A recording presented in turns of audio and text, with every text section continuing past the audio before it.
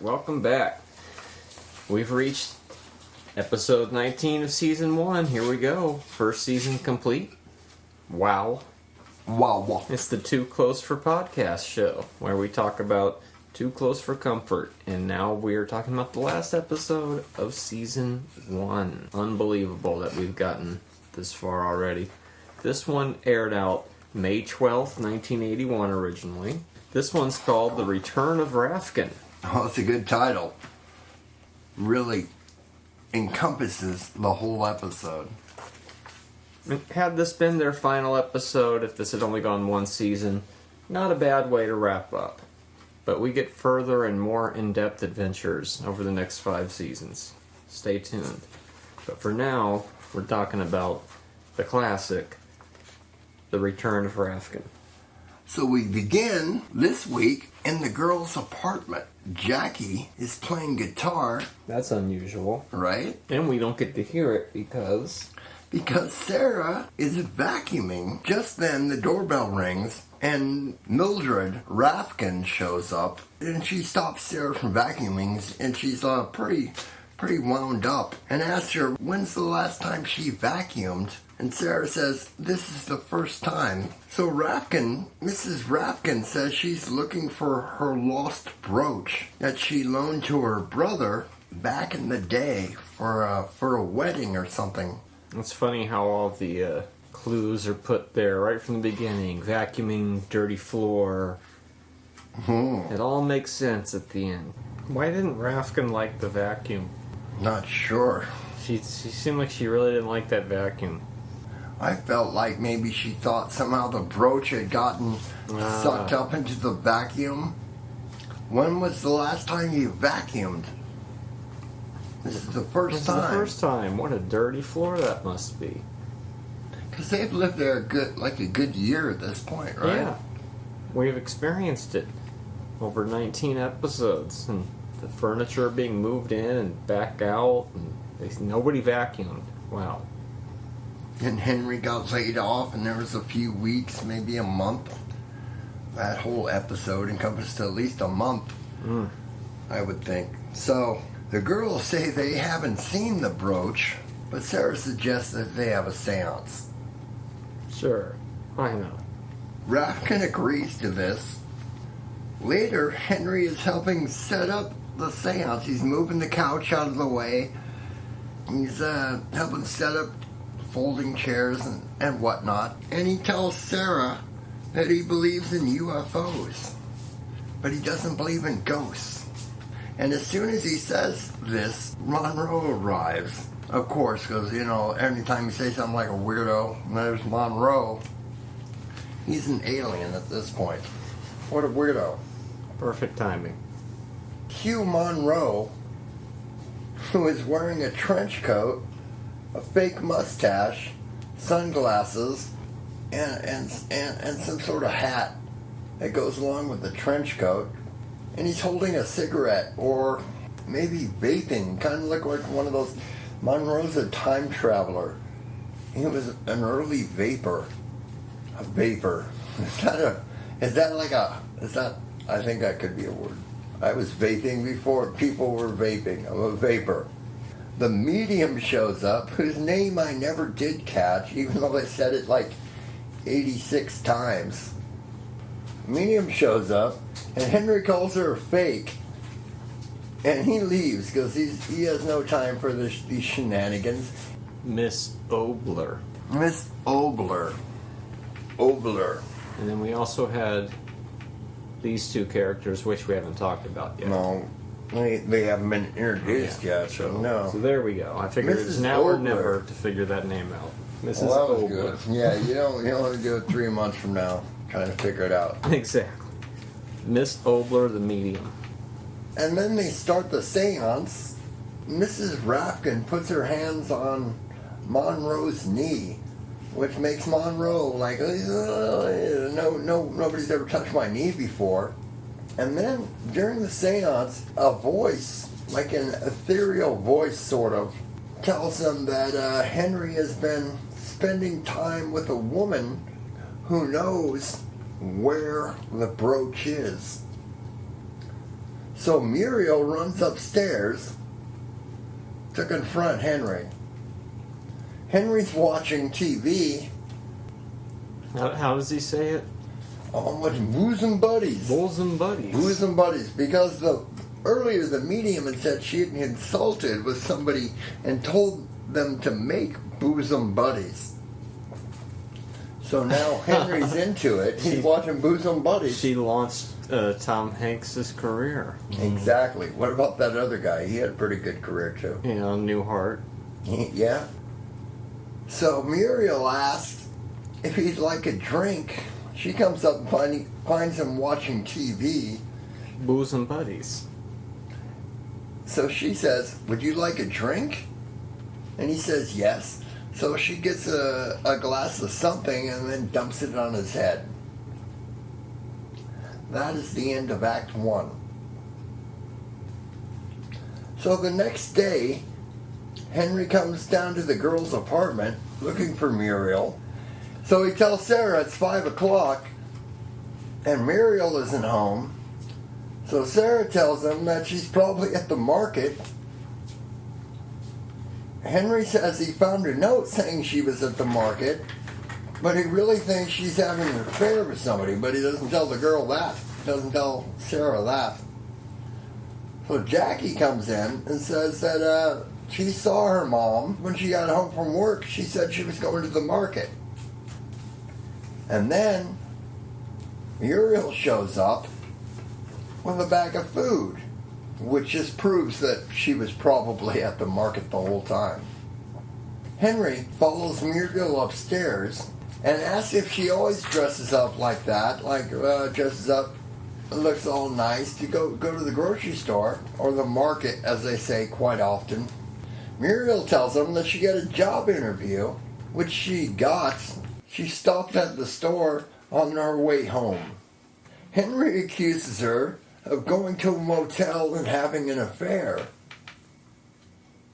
She mockingly says that she's been sleeping with a Whole Food dealer who gave her a bag of food as a bonus.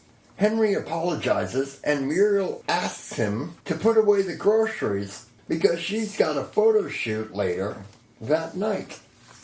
Henry says he'll drive her to the photo shoot, but she says she's getting a ride from Monroe because he has that Cartoonist Guild meeting that night, so she knew he was going to be using the car.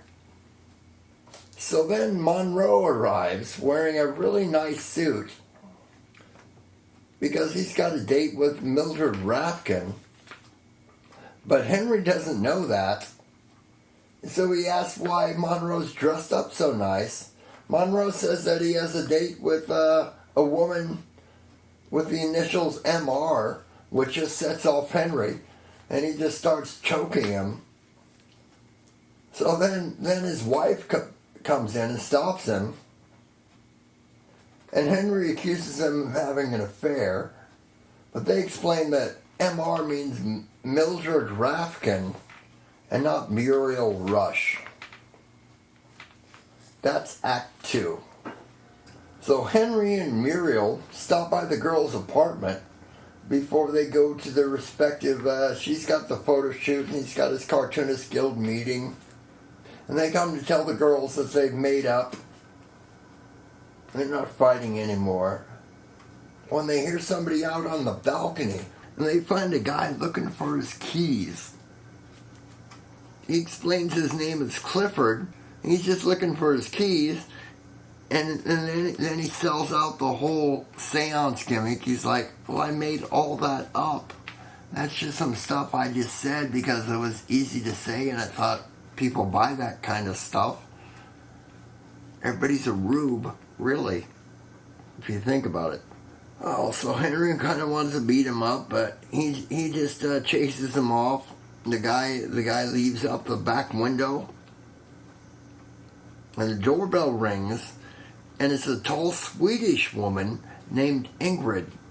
She's looking for Rafkin.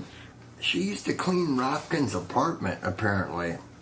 See how it's all coming full circle? She also used to clean up Henry's place when Muriel was out of town at her mother's, who we still have not learned the name of. Yep, or met. So when Muriel was in Chicago at her mother's house, Sir Ingrid tells them that Rafkin came to her in a dream and told her to return the brooch that she had stolen. She had stole this brooch because it was so beautiful. So she came back to return the brooch, and then she leaves, and then lickety-split, Mrs. Rafkin arrives, and she has the same story. Her brother came to her in a dream and said, go get the brooch. And she's all casual about it. Super casual. Not surprised in the slightest. And that's the end of the story. She gets the brooch back. The fake seance was more real than anybody could imagine. And that's it. And that was the end of season 1. I know earlier you were asking, this is unrelated, but still too close for comfort. They moved to Marin County, the community of Mill Valley, in season 6. We were wondering that before the episode started. Yeah, that makes sense. We had our guest star, Mildred Rafkin, and then, of course, we had Mrs. Obler, the medium. Still doesn't sound right to me.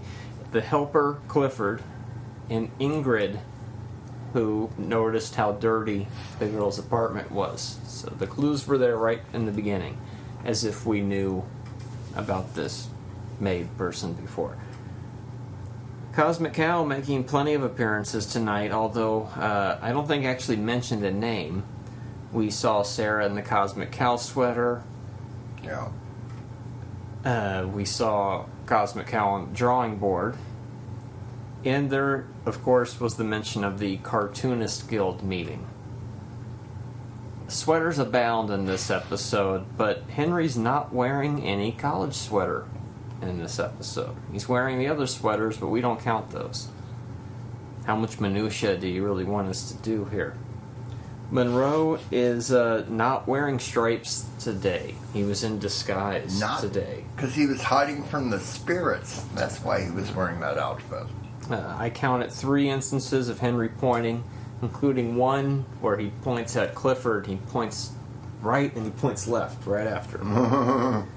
2 stammers. Now you mentioned that. 2 Henry stammers. The grocery bag prop makes its triumphant return this week. Brand new brown paper bag, it looked like. Muriel's photography briefly mentioned as her job assignment shoots tonight. The transvestite storyline is back in full effect because, speaking of Rafkin, the intro, same as last week, same as 118. More subversiveness, the stuff I love the most about this program. Consultant to the television networks, the medium was. She has suggested that they pick up Booze and Buddies, right? Oh, that's right. We had 2 references to Booze and Buddies in this episode, which to me means more jabs at the network. Oh, why can't you be more like Booze and Buddies? That's the show that everybody watches. Meanwhile, you're about to get canceled, Too Close for Comfort. But no! Revived for another season. We all watched Booze and Buddies, right? We had to. It was mandatory. We got the one-note music cue this episode. The old-young relationship was all over the place in this one. We got the flirting between Monroe and Miss Rafkin, which leads to a date. And then there's the whole Monroe-Muriel confusion with the MR initials. Bizarreness this episode. Another Titanic reference. Wow. A fake seance that turns out to be real. And pre-Homer choking Bart moment when Henry chokes Monroe. Nice. You don't see that on sitcoms anymore, somebody getting choked out usually. I give this on a scale of 1 to 5 a 4. What did we learn this week? Even fake psychics are effective. It was all true. It's all true. The fake psychic, everything the fake psychic voice said was real. I'm going to say that was a good end to season 1. Almost every element was introduced in the first season of these tropes that go on forever. But there are a handful of them that haven't been introduced yet, like interlopers, Monroe's motorcycle, Balabans, Andrew, or plastic surgery. We'll be back next week with the recap of Season 1 episode before we dive into Season 2, where we go back over all the classic moments of Season 1, and then we'll be back after that with the beginning of Season 2. Guess who's coming to burp? See you next time. You can hear my show on Stitcher. Stitcher is radio on demand. Download the free app today. Listen anytime, anywhere. Create custom playlists. Rate and review my show on Stitcher. And over 4 million car dashboards. On demand and on the go. No downloading, no syncing, no wasted memory. Stream your favorite podcasts. Don't have Stitcher? Download it free today at Stitcher.com or in the App Store.